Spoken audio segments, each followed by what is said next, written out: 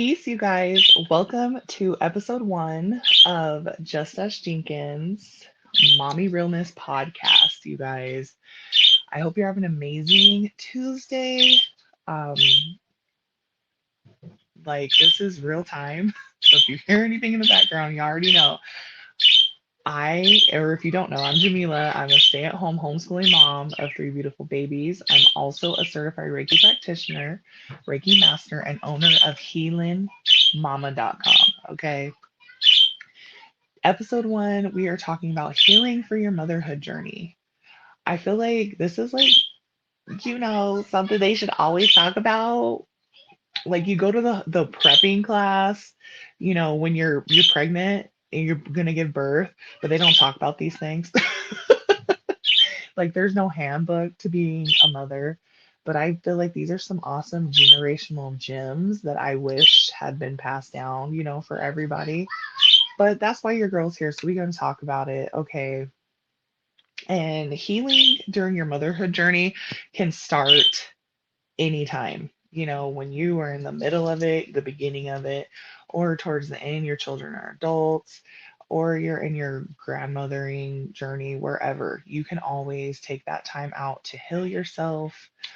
And a lot of us walk around with a lot of known trauma, physical trauma, energetic trauma that we're either aware of or not aware of. And a lot of the traumas that we carry around, especially like energetically, like people just do not understand how big energy is and how much it plays a part in every aspect of our life. When you look back at, do I want to use the word, is it biology, physiology? I don't know, guys. Leave it in the comments if you know what I'm talking about. But remember when we learned in school that all females, biological females, are born with their eggs already in their womb, right? And so if our mothers were already born with all the eggs in their womb, we were already in their womb. Whatever traumas that they experienced, knowingly or unknowingly, physically, emotionally, energetically, those things are passed down to us. And also, we were in our grandmother's body, great grandmother. Like, it's just like this cycle. So, that's where the generational things come from. And they literally, Jitsu, you guys, I got my dogs right here. Come on, come on, leave your sister alone. So we're literally passing down these energetic things to our children unknowingly, right? And if the previous generations didn't have the ability to heal and cleanse and clear those traumas, we pass it down generation, and it really truly affects the DNA and the genetic makeup of our offsprings, right? So early on, I knew in my lifetime that I wanted to be a mother. I didn't know how, I didn't know when, where, why, how, all of that. But when I did become pregnant with my daughter at 26 years old, and like the state that I live in Utah, that's like hella late. I had her when I was 27. That's like late. Like people don't be playing out here in these Utah streets. They're like 18, married, got 10 kids type stuff.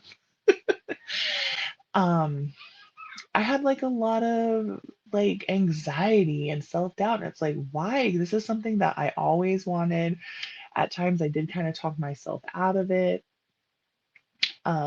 because I wasn't mingling and dating the right folk. That's why. And so I was like, gosh, am I going to be a good mom? Like, blah, blah, blah. And I'm like thinking to myself, why do I have all this anxiety and worry about something that I am having 9 months, honestly, her whole life to master and do better than I did the day before, right? This is me 37 years now thinking about it. But in the time, I was really pressed. I was really stressed. And I would have conversations with my husband, like, yo, like, I'm tripping. And he's like, you're, you were so excited. And now you're tripping about what? You're going to be an amazing mom. Like, and so I had to do like a lot of reflecting and going back to my childhood and thinking about all of the like mothering aspects that I had in my life. My mom worked full time. So a lot of the time I was with my grandmother, I was with my aunt. And it was very interesting dynamics, going around and seeing how different everybody was and how they did their mothering things. And so I just knew that I definitely wanted to do things differently. Um, I feel like, that generation, those generations, they were not encouraged to communicate. They didn't encourage their children to communicate. So I knew like that was like huge. I want to communicate with my child. Sometimes I feel like I over communicate with my children, but y'all, like it is my job as a mother to let them know about this world, about this life, period. So I wanted to kind of break some of those bad communication cycles, and really just come from a loving, nurturing place. And I feel like a lot of those generations too, when you're coming from the melanated community, for me, um, they weren't very loving. You know what I mean? Like I I guess like affectionate, not a loving, affectionate type, you know. My mom did express to me that her family, they didn't hug, they didn't kiss, and I didn't get a lot of that when I was a kid. Luckily my dad, he was very affectionate. He's a very affectionate person. His family was very affectionate, stuff like that. So, that cup was filled in that aspect, but it's like it's your mom, like I want to be loved and snuggled and smothered. And even to this day, like I want to have that type of relationship. So I make sure that I do that with my kids. I love them and I snuggle them and they got their cute little nicknames and I rough them up and tickle them and all those things. And also, I want to be a parent that listens and that hears them, not just what I want to see and how I want them to act and hear what I want to hear, but really hear them and see them and let them know that it's okay. Like they are great and that they are enough. And it's just a matter of reprogramming, excuse me, um, and finding the tools that you want for your motherhood journey. Um, so next, I started working on my motherhood toolbox.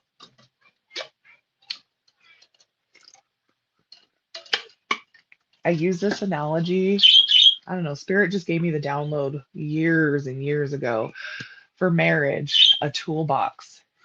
You have two people that come together, and this is parenting as well, that have the tools, two different toolboxes and tools that they learn from their set of parents, and they're coming together. You hear these crows out here? I don't know if you guys can hear these crows, like they are full up in this tree. Um, and it's like for us to use our discernment of what tools we want to carry over from our childhood and our parents' childhood and our grandparents and our great grandparents. And so um, the tools that I added to my empty toolbox was patience, kindness, compassion, um, bonding, attention, and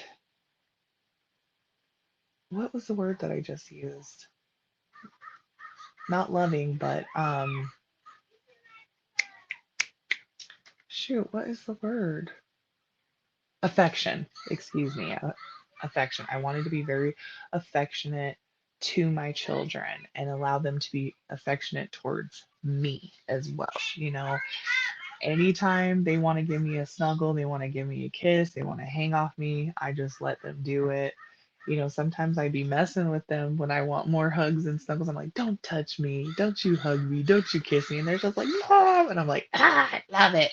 So, like, having those things in my toolbox because I feel like early on in my motherhood journey, I had just had Janess. We got I think I was off of work for 3 months. I think that was it. And I was going crazy. Was it 3 months? I can't remember. I cannot remember what maternity leave was. I was freaking out. I didn't know who was going to watch her. We did not have money for daycare. I was like, I'm going to quit my job. Like, we don't, I have all these medical bills. You know, there wasn't anybody I really truly trusted to watch her. There wasn't anybody that really had the time. And I was stressed. And so I felt like that whole 3 months, I didn't even get to enjoy being a mom because I'm too busy worried about the unknown, which was very valid, you know. But at the time, I just wish I was like, you, the 37-year-old Jamillah now knows, like, you just let God handle it. Like, I've never gone without, my children have never gone without, my husband never gone without trusting, you know. And I was like, I felt robbed of my experience with her because I went back to work and I went back to work full time for 3 months and then I switched to part time. And so I worked for 3 days and then I was off with her for 4 days and it was amazing. It was the best thing that ever happened. And I felt like then I could really enjoy my motherhood journey and it really gave me more time to like figure out which direction or what tools I wanted to add and take out of my toolbox or the next step moving forward as a family was working towards becoming a stay-at-home mom. You know, I got pregnant with Jackson when Janess was mm, I don't think it was 18 months because they're 2.5 years apart. I can't do the math right now, but she was 2 when I had him. And we had talked about the idea of me becoming a stay-at-home mom. And I was just like, I don't know if it's possible because back then, baby, we wasn't making no money. Like, there's no way in heck that we could afford to pay for childcare for 2 kids. And it was like all my money would have been going to that. And we took a leap of faith those almost 7 years ago. And I was like, okay, I'm on my maternity leave. And I knew I wasn't going back. And when I tell you, it felt like a weight had been lifted off my whole shoulders, my whole identity, my whole mothering. I was so excited and so happy, you guys. Like, and that really just having that time at home with my kids just changed my whole game. It changed my whole outlook on how I wanted to proceed moving forward through the rest of my journey. Just getting that time and having that freedom, you know? And so we're 7 years in, and it's been absolutely amazing. Also, a big part of healing for your motherhood journey is healing from your traumas. Whether you know your traumas, like you have been mentally, physically, emotionally, or sexually abused, getting the help you need from those traumas, or finding out that you have energetic traumas that aren't even your own, okay? Getting, you know, the help that you need by doing therapy, by doing shadow work, inner child healing. For me, after having 3 C-sections. It was energetic womb healing by meditating, Reiki, and yoni steaming. I've shared all of that over on the channel. I'll try to link those videos below. That has really helped me become more balanced in my divine feminine energy and know, like, I just know what type of mother I am and that I continue to strive for every day. Um,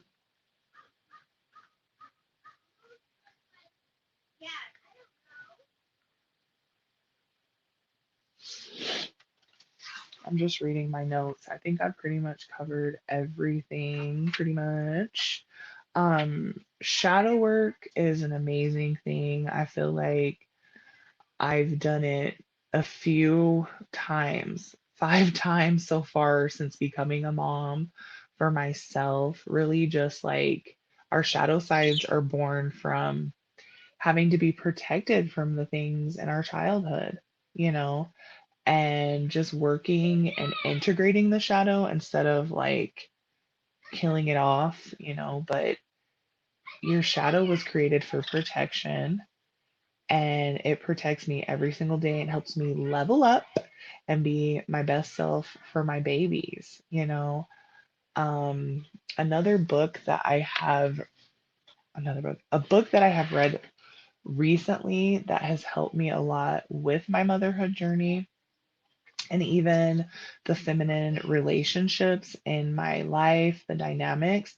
It's called Mothers Who Can't Love. And I can't remember, I have it on audiobook. I'm not sure. I should have wrote that down. Um, if you are interested in the author, it should pull right up on Audible or Amazon, Mothers Who Can't Love. Um, I forget her name, but it is an amazing read. I think it's a very good read for all of the feminine relationships in your life because the aspects of the types of mothers that we had and in our childhood, they carry over to all of our relationships. And it gives you kind of like the different types of mother categories and ways to heal so you can continue to have um, attract and to continue to have good relationships, attract the good relationships, healthy relationships, I should say, and dynamics that you are wanting to attract and heal your inner child, um, heal your woman, the way you look at yourself as a woman and as a mother, and heal different relationships in your life. Like, I found it very, very interesting.